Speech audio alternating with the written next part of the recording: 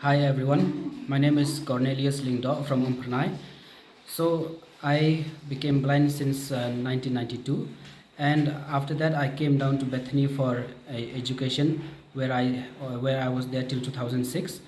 After completing my class 10, I went to St. Edmund's College to complete my degree, and in 2011 I realized that without knowledge on how to use computer, it will be difficult for my future. So I just found out that Enable India is there in Bangalore, and so I got admitted over there for the career centric computer course.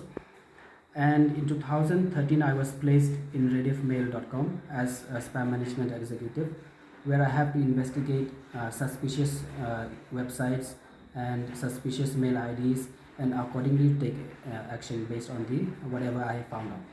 And after 8 years of service with Rediff Mail, also I realized that it's time for me to move out of the corporate world and come back to an organization where I can bring some changes in the northeastern sector, northeastern region. Hence, I got an opportunity with Enable India, where I am still working in the same organization as a content writer till now.